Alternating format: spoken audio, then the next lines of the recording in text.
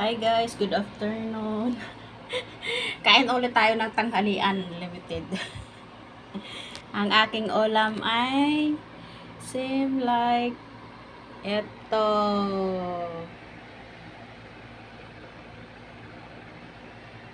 Yan, coffee with rice. And let's eat. Nagulay ako ng itlog. Nilagyan ko ng ng malunggay para may naman. Mas madali kasi lutuin din yun. Kung may iba-iba pang sahog. Siyempre, matagal-tagal. As usual, coffee, cappuccino. Ang sustansya yun, yun yung gagawin nyo minsan, yung malunggay sa bawan mo. Isa nga yung iba, nilalagyan nila ng noodles. Sa probinsya, ganyan may puno kami ng malunggay sa harapan. Ayun.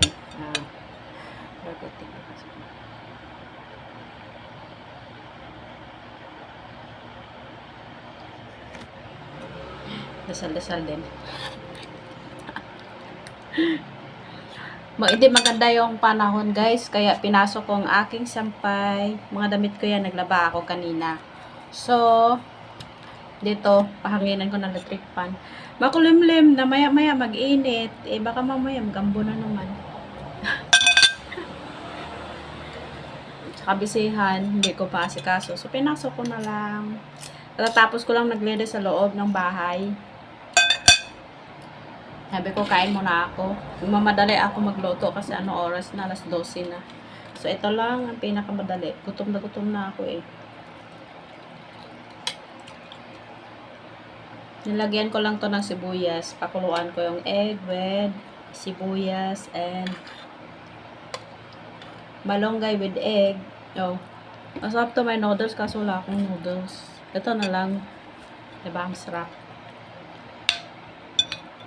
Minsan masarap din may sardinas, di ba? Sabi, dami ng arte. Ito na lang.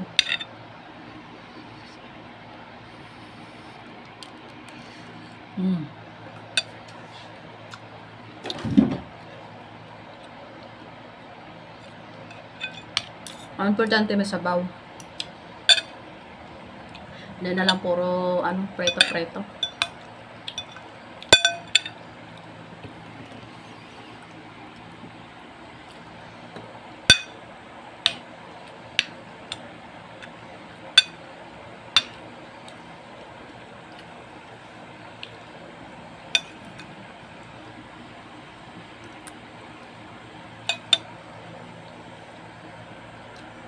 Sabaw.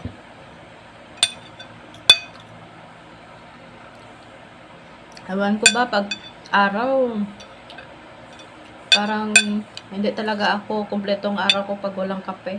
Umaga, tanghali lang. Pero pag gabi, hindi na. Yan, depende. Pag sobrang antok ako ng mga last stress, nagko-coffee pa rin ako. Coffee addict na talaga.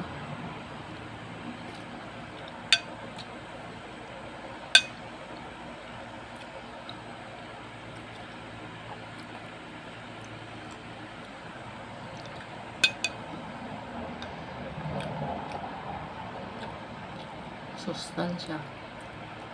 Buta na lang, may tanim kaming malunggay at least, diba, sariwa. Ano na yung tanim ng dating driver.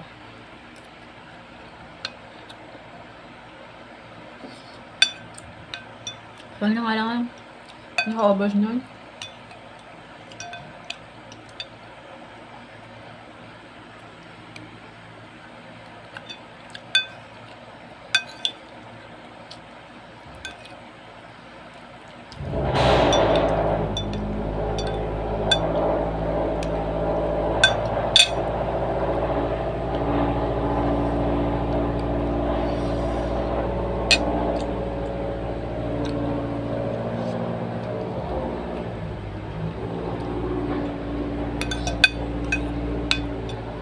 Nga yung sa labas. Sakyan. Ginawa yung kapitbahay namin. Mainit naman sa labas, pero hindi masyado. Yung parang tamang liwanag lang. Tapos mamaya mag-ambon.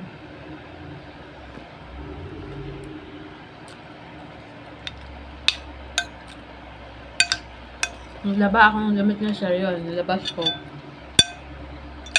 Yung damit ko. Kanina pag-isip ko kasi maambon na. Tanghali na ako nagising. Nagising ako mga alas 5. Pinatay ko lang yung yung ilaw. Tapos nagbalik ako ng tulog. Pag-ising ko 7:30 na. Paalis na si Sir. Eh, hindi naman yung nag-aagahan eh.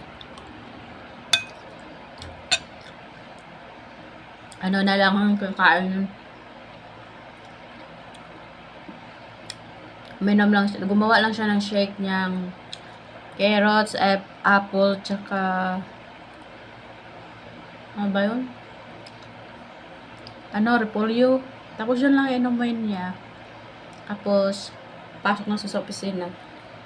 Eh, shake niya lang yun. Siya lang gumagawa nun. So, pag alas niya, doon ako linis.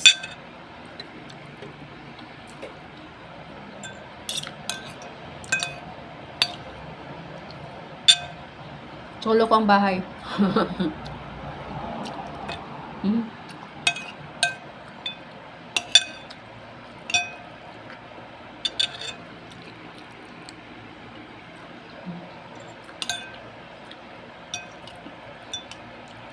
Pag masabaw, madali lang mabusog.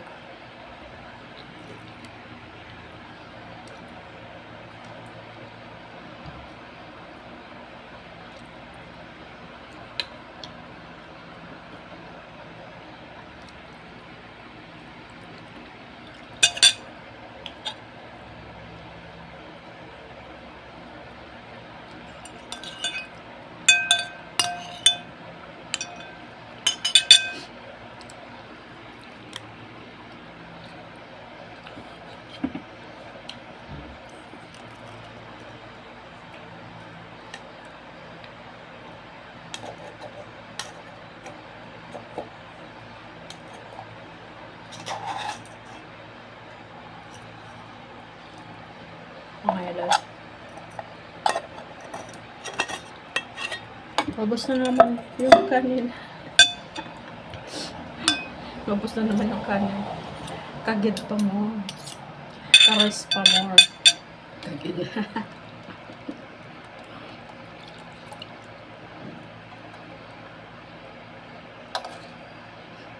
Sa probinsya, walang problema, no? Pag wala kang ulam, alam mo yung pag umuulan-ulan, ang daming natubo na na mushroom sa punuan ng saging, 'di ba? Sarap nun, lagyan nito malunggay, pakuluan mo. O di kaya yung anong tawag dun kasi sa Ilonggo, toom, yung balotin mo ng saging, yung mushroom, tapos lagyan mo ng konting asin, tapos isugba mo. Sarap, 'di ba? Ngayon, kagaya na to, tag-ulan-ulan. So, pag malupa ka, pupunta ka lang sa mga sagingan na, manguha ka ng pag sunod-sunod yung ulan. Natutubo kasi sila sa mga bubulok na saging. Ay, ang sarap nun. Lagyan mo ng malunggay lang. Or okra, talong. Ay, masarap.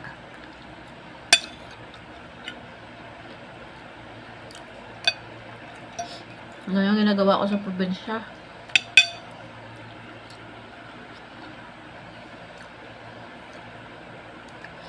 Wala naman yun dito eh. Iba naman yung mushroom dito. Yung sa... Ang dami kasi klaseng mushroom. Yung alam ko lang mushroom sa probinsya, yung natubos, punuan, saging, at saka sa... yung... Diba, pag nagpa-harvest ka ng tawag doon? Pa-harvest ka ng palay, diba? Pagtapos ng harvest, i-treasure. Yung maghiwala na yung... Ayun, dayami. Yung palay, tapos maging dayami niya. Yung dayami niya, diba, tumpok-tumpok yun. So, matagal siyang nakadoon, nakastock sa may sa palayan na, sa doon, sa farm. Naulan na, nainitan. Tapos, doon, tutubo dami ng mushroom. Minsan, tinatabi lang yun. Diba? Saya-saya pag yung ganon. Dami ko makukuha tuwing umaga. Pag naulan, sunod-sunod yung ulan. Dami natubo na mushroom. Ay, unlimited harvest.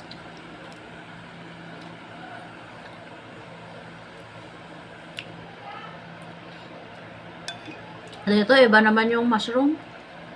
Nabibili mo sa supermarket. Iba-iba ay, yung iba yung, ay, ano kung tawag doon? Basta mushroom pa din. Imported na mushroom.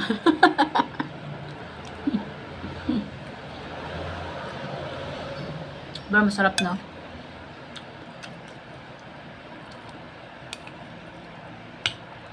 Iba din yung mushroom sa probinsya. Yung isa pa yung tawag doon, dorop-dop. Yung kulay white na matigas. Yung ginagawang salad or pwede rin sa bawan. Yung maliliit lang yung natubo sa kahoy. Dami yun. Sarap na.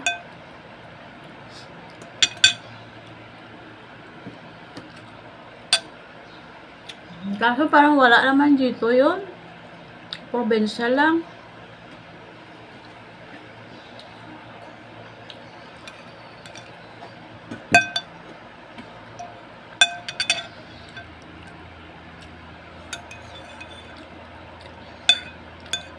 Makatikim na ako nun pag umuwi na ako ng probinsya.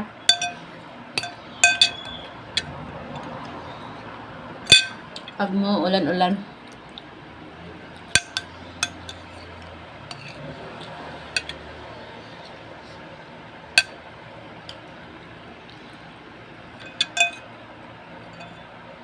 Tawag sa amin yun, ohong. Ohong or makol. Mga isang makol sa punaan ka saging. Tsaka sa may uhot.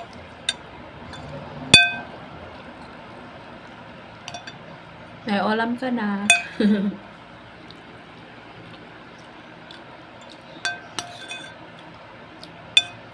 Libre lang. Munta lang doon sa Manila, kahit malunggay, bibilihin mo pa.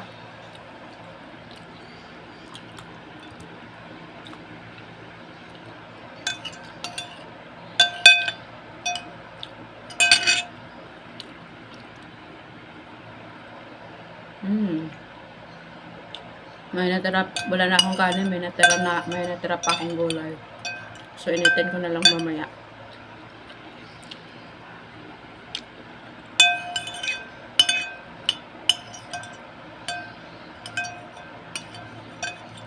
Landahan lang ako sa, galaw ng kutsara ko. Pag pinapanood ko kasi yung video ko, puro na lang, ng plato ko yung naririnig ko.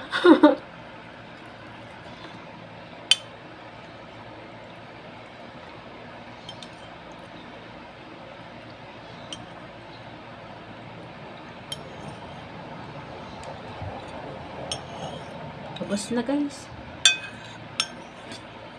Thank you guys for watching and please subscribe. Thank you for your likes. Comment. Thank you guys. Enjoy po kayo sa tanghalian nyo kung ano man yung ulam nyo. Salamat sa panonood lagi. God bless guys. Bye. Coffee na naman ako. Isang baso. Thank you.